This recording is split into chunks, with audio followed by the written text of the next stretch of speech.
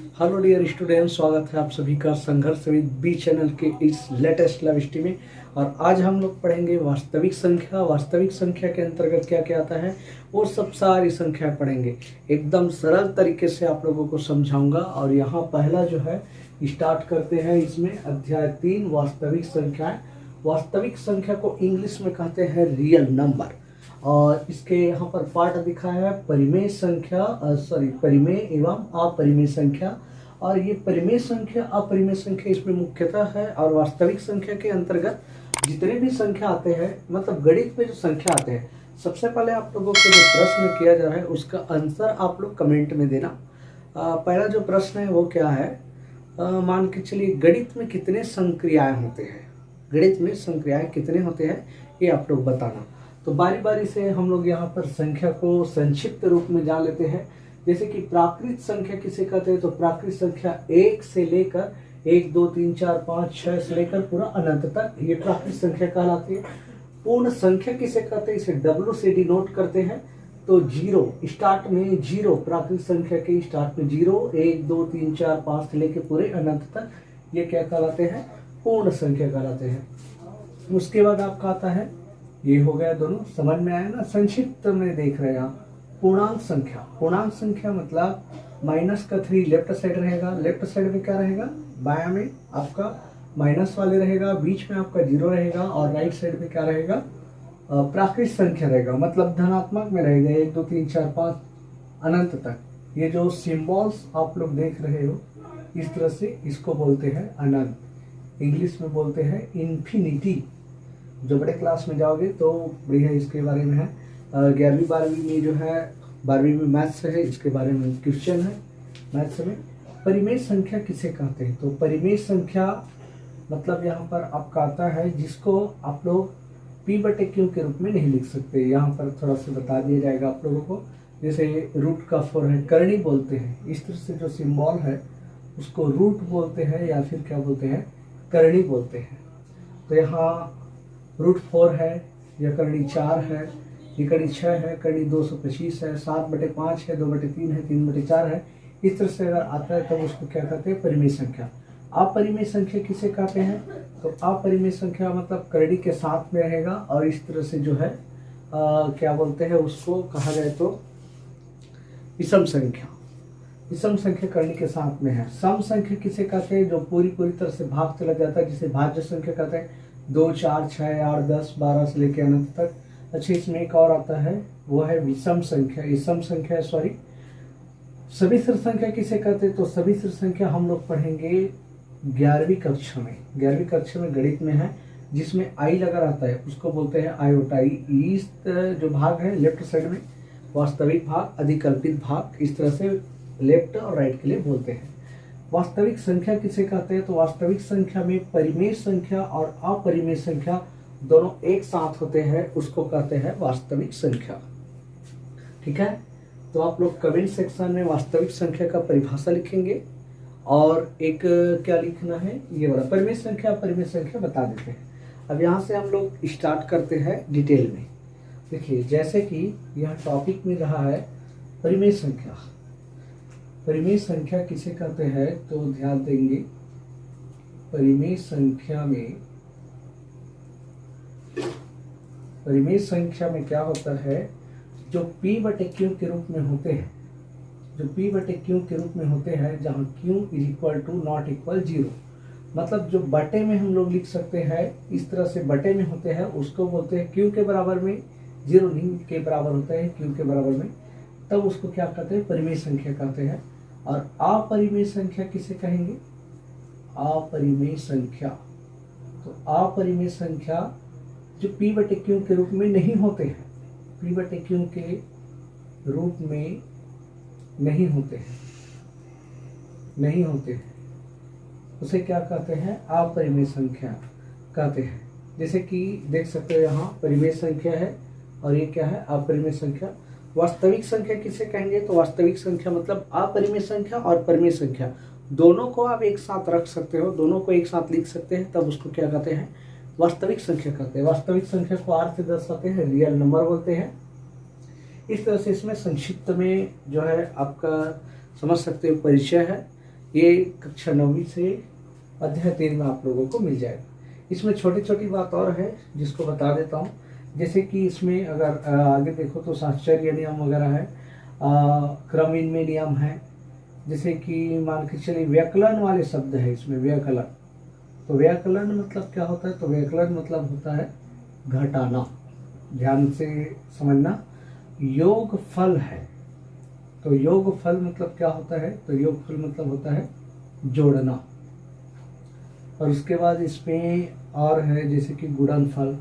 तो गुणनफल आप लोग जानते हो, गुणनफल मतलब गुणा करना होता है। और भागफल है। तो भागफल मतलब क्या होता है? भागफल मतलब होता है भाग करना। इस तरह से इसके सिंबल्स आप लोग जानते हो। जैसे कि इसका आएगा आपका इस तरह से, घटाना है तो माइनस आएगा, जोड़ना है तो प्लस आएगा, गुणनफल है तो गुणा आएगा। इस तरह से इसको इंग्लिश में डिवाइजन बोलते हैं, इसको सब्सट्रैक्शन कहते हैं, और इसको कहते हैं प्लस, और इसको कहते हैं मल्टीप्लिकेशन। अच्छा, इसमें छोटे छोटी बात और जो है पढ़ेंगे वो है आपका रूट के बारे में। रूट बोलते हैं, करडी बोलते हैं। अच्छा, छोटे से और इम्पोर्टेंट इसमें कुछ बता देते हैं। जैसे कि कई बच्चों को पता नहीं होता है कि ये 5.21 सॉरी ये 5.21, 6 और ये इधर लिख देते हैं। उसके बाद 7.10, 3, 4, 8.3 लिख देते। इस तरह से अगर इसको पढ़ने के लिए बोलो किसी बच्चे को तो वो बोलते हैं 5.21, और इसको बोलते हैं 6.324, 7.1034, 8.3। तो इसको ऐसे नहीं पढ़ते हैं। दशमलव आ गया तो दशमलव के बाद हम लोग छोटे छोटे पढ़ते हैं, एक एक अंक पढ़ते हैं। जैसे कि 5.21, 6.324, 7.1034, 8.3, इस तरह से पढ़ते हैं। मान के चलिए दशमलव हटाना है तो दशमलव के बाद जितनी भी संख्या है उससे आप लोग 0 लगा दीजिए। कहने का मतलब ये है कि दशमलव के बाद अगर आपको ये दशमलव हटाना है तो इसको आप लोग लिख सकते हो 5.21। दशमलव के बाद कितनी संख्या है? 2 संख्या है, तो इसको आप लोग लिख दीजिए ये 100। आप लोग इसको 100 से भाग कर सकते हो या फिर 100 से क्या कर सकते हैं? गुणा कर सकते हैं। इस तरह से 5.21 और गुणित करके कितना कर देंगे? 100। इसमें क्या होता है? दशमलव हट जाता है। इसको कितना लगेगा? तो इसमें आ गया आपका 6.324। कितना है इधर? 1 2 3 है, तो 1 2 3, ये इस तरह से। इसमें कितना आ जाएगा? दशमलव हटाना है तो 7.1034 है। अब इसको हटाना है तो 1 2 3 4, 1 2 3 और ये हो जाएगा आपका 4। इस तरह से इसमें कितना आएगा? तो सीधी बात है 1 0 लगा दीजिए। इस तरह से आप दशमलव हटाना है तो दशमलव के बाद अगर एक संख्या है तो दशमलव से दशमलव हटाना है तो 10 से गुणा कर सकते हो, 10 से भाग कर सकते हो। इस तरह से आपका जो है इसमें आएगा। नेक्स्ट वीडियो में हम लोग देखते हैं, मान के चलिए प्रश्नावली देखेंगे, एकदम सरल तरीके से देखेंगे।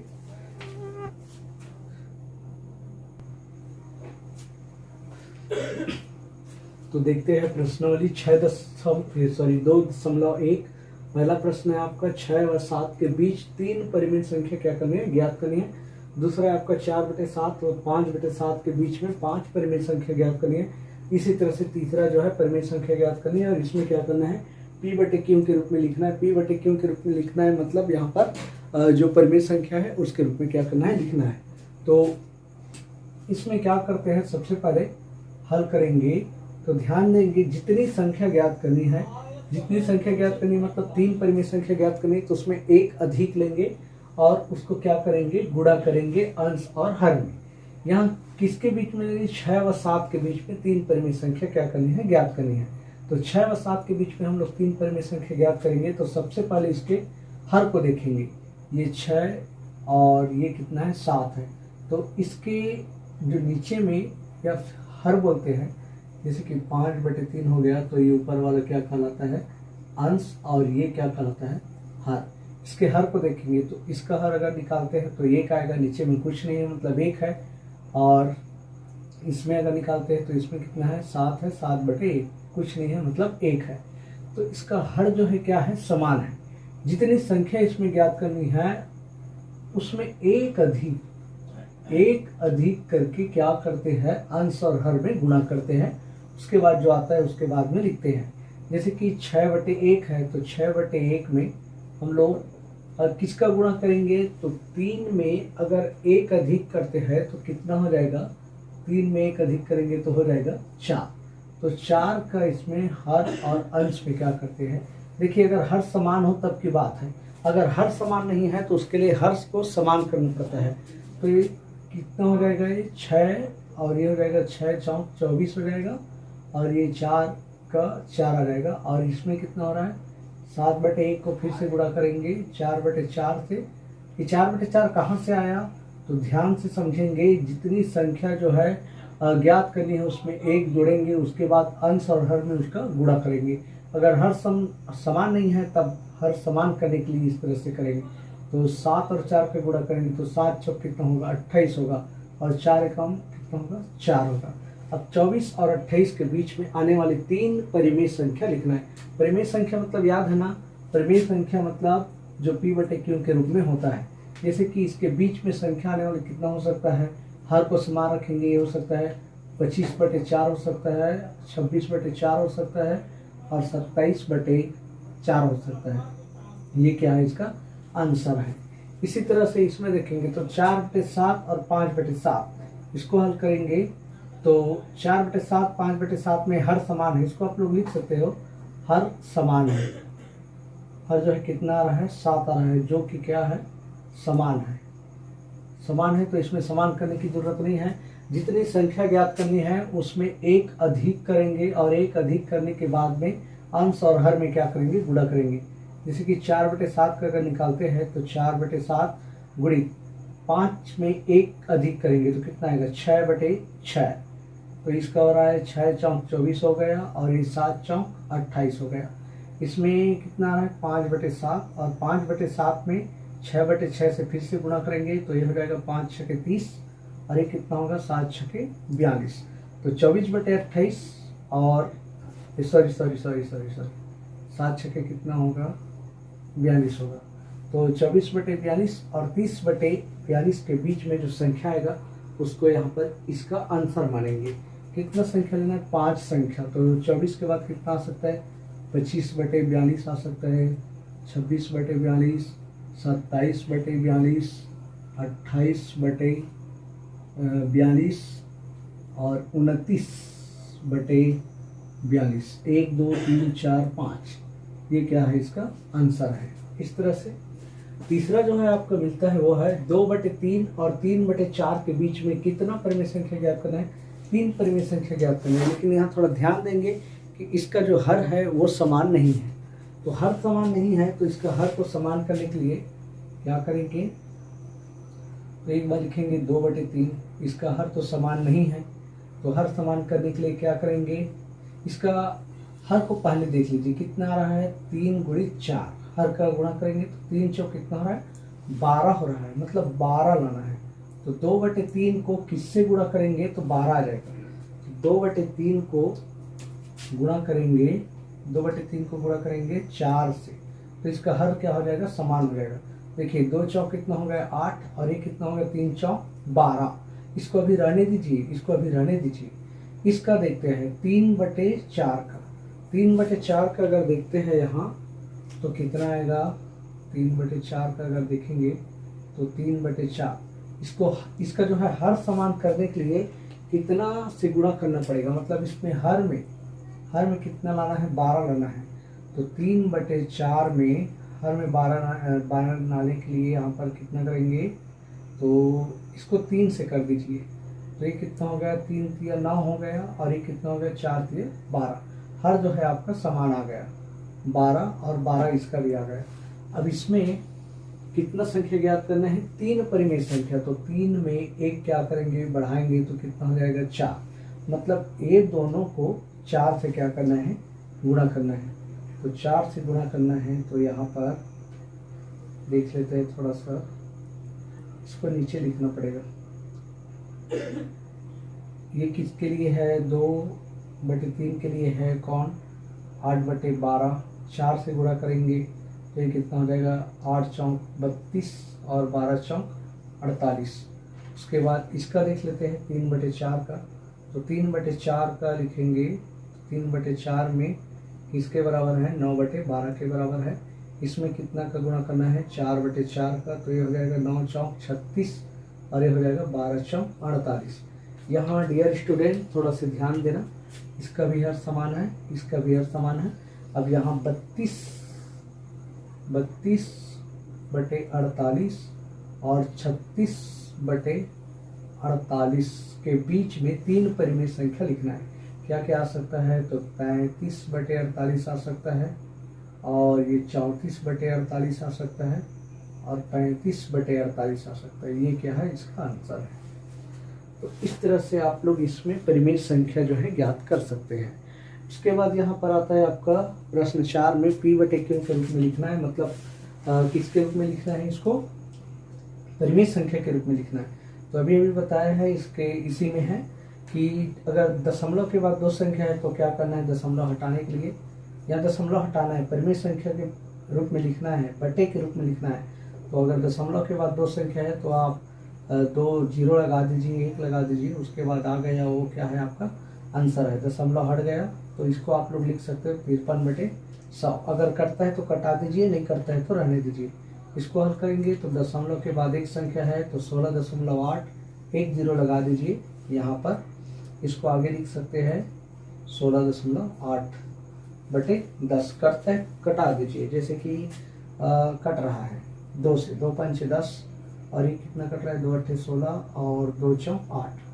इसका आंसर आ रहा है 84/5। इसको देख लीजिए, तो ये हल करेंगे तो ये आ जाएगा आपका 105.25। 2 संख्या है, दशमलव के बाद 2 जीरो लगाइए, इसको लिखिए 1525 कह दे, 10,525 और बटे में लिखेंगे 100। ये भी कैंसिल हो सकता है, अगर कैंसिल नहीं करना है तो यहाँ तक आपका आंसर है। इसके बाद इसको आगे हल करते हैं तो 7.36। दशमलव के बाद 2 जीरो है, दशमलव हटाना है, 2 जीरो लगा दीजिए, तो ये हो जाएगा 7×3=6, 736 बटे में 100। इसको भी कैंसिल कराना है तो कैंसिल करा सकते हो। ये सब क्या है, आपका आंसर है।